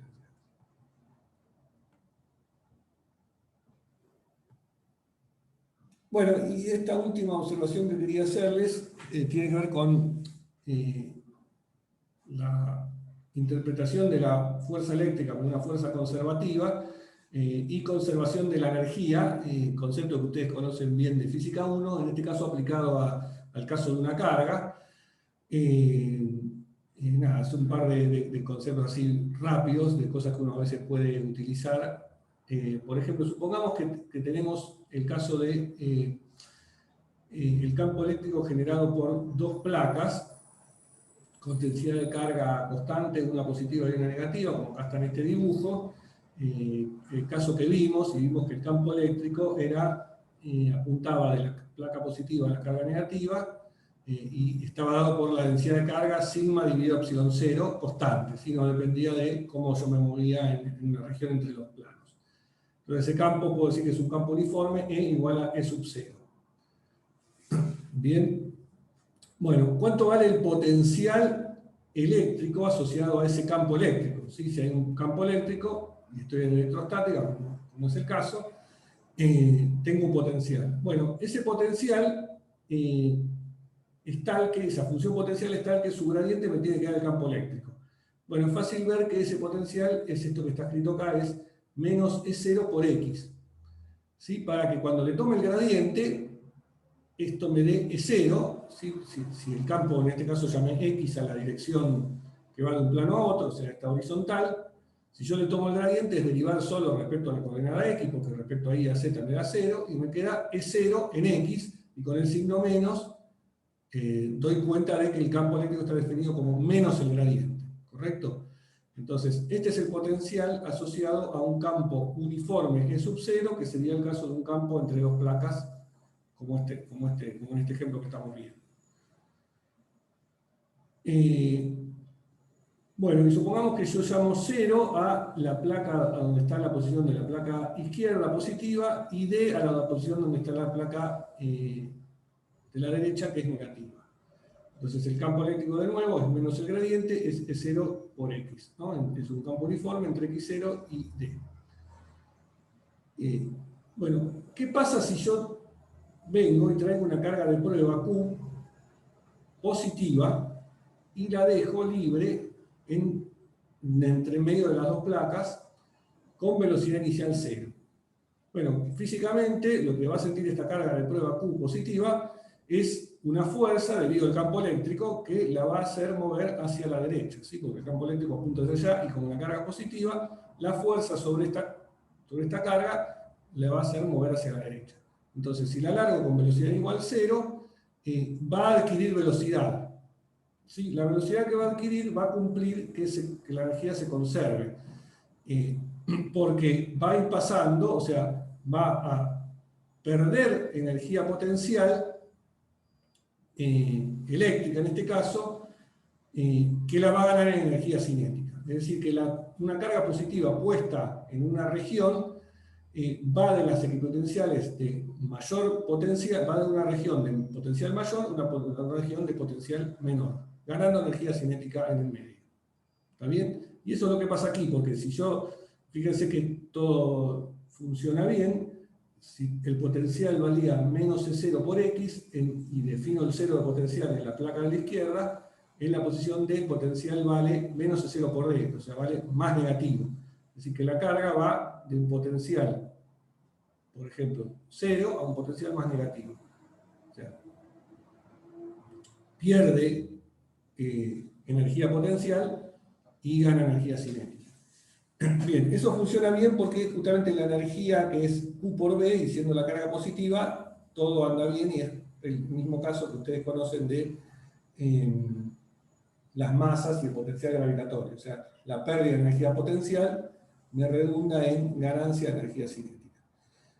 Bueno, cuando la carga es negativa, tengo que tener cuidado de que la carga esta Q tiene signo, entonces me cambia el signo del potencial. Sin embargo, bueno, se sigue cumpliendo todo de que pérdida de energía potencial no redunda en ganancia de energía cinética. El único cambio es que si la carga es negativa, la fuerza que va a sentir la carga debido al campo eléctrico la mueve hacia la izquierda, ¿sí? Entonces la carga se va a mover hacia allá. Si la largo con velocidad igual a 0, se va a mover de derecha a izquierda. Es decir, que las cargas negativas se mueven del potencial menor a potencial mayor. ¿Sí? El cambio que tienen respecto de una carga positiva es que una carga positiva se mueve siempre de mayor potencial a menor potencial, mientras que una carga negativa se mueve de menor potencial a mayor potencial. Pero como la energía potencial está definida con la carga, y eso le vuelve a cambiar el signo, eso hace que siempre pase lo que físicamente tiene que pasar, es pierdo energía potencial y gano energía cinética. Bueno, nada, todo este trabalenguas que les dije era para aplicar cosas. Nunca podría llegar a X igual a 0, pregunta Justina. Sí, ¿por qué no? Sí, una carga negativa alargada acá se va a ir moviendo, y va a ir hasta el otro plano y se pega en este caso, donde la carga se mueve, dejaríamos de estar en el campo de electrostática. Bueno. Buen punto. No, las que suponemos que están quietas son las cargas que me generan el campo. La carga de prueba le estamos permitiendo que se pueda mover y que siente una fuerza debido a las otras cargas que están quietas. Y en ese ámbito nos seguimos manejando en la electrostática de esa forma. Sí. Es decir, es como que la carga de prueba es un ente medio mágico que no perturba las otras cargas, ni tampoco se genera cosas a sí mismo.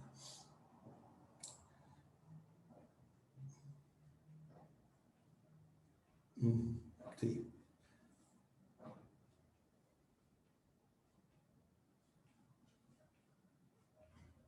Sí, sí, claro. Eh, Le hace fuerza, pero de nuevo, estamos en una situación medio eh, ideal en la que las cargas que generan los campos están atornilladas.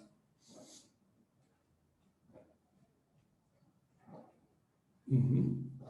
Después vamos a ver ahora cuando veamos conductores que las cargas les vamos a permitir moverse, pero después vamos a seguir esperando hasta que estén quietas y vamos a mirar todo en esa situación particular en la que están quietas.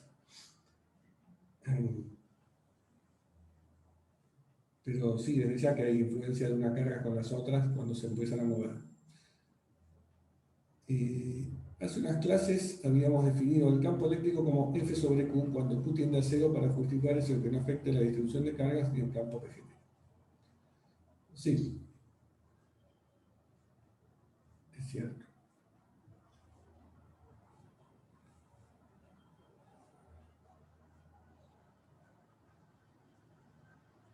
Es decir, si quieren, formalmente el campo eléctrico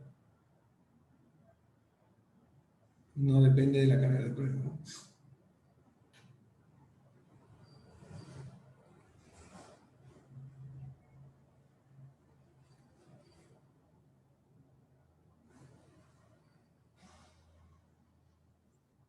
¿Te puedo hacer preguntas de diapositivas anteriores o ya terminaste o no? Ya terminé, sí, perdón, no, Ah, listo, terminé. perdón, no. Sí. Te quería preguntar de cuando definís la energía almacenada Sí, en la diapositiva esa. Algo. veremos. Sí, Ahí, en la siguiente. bien. Ahí. El BM que definís, esa sumatoria que es BN de RM. O sea, al final, si tenés N cargas puntuales, te termina dando lo mismo que en la diapositiva anterior, ¿no? El trabajo total. Pero estás realizando una sumatoria diferente a la que realizaste en la diapositiva anterior. No, es la misma sumatoria, ¿no? Porque estoy sumando sobre el potencial que me generan todas las demás cargas. Y esa es la definición de este B, ¿no? Es la suma sobre el potencial de todas las demás cargas, salvo yo, salvo la mí, salvo la N, de ese B. Claro, pero estás sumando las energías que te dan, que le dan todas las otras cargas a Sí, una sola. sí, Ah, ok. y es lo mismo que tenía acá. Es esto mismo. Ok, sí, está bien.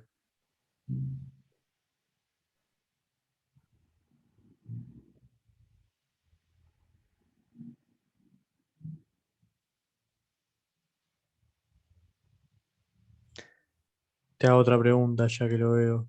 La, la densidad que está escrita acá en la ecuación de abajo, recuadrada, es la densidad de carga que habíamos definido hace un par de clases, ¿no? Sí, claro, sí, sí. Que es distinta a la densidad que definís después, de densidad de energía eléctrica la había llamado. Sí, sí, sí, es distinta. De hecho, creo que usé una letra U acá para distinguirlas entre una y otra. Pero digamos, lo que hice acá fue interpretar esto como una densidad de energía, viendo que era un integral de volumen. O sea, siempre que tengo algún integral de volumen de algo, que es una escalar en este caso, bueno, lo pienso, bueno, esto es densidad de esto que está acá. Entonces, es una interpretación, pero sí, es diferente, por eso usé la Rho sub U, ¿no? Ok, ok, Sí, esta está otra bien. es la Rho de carga de siempre, la que usamos en las clases anteriores. Esta es nueva. y nada, sí, no tienen nada que ver una con la otra.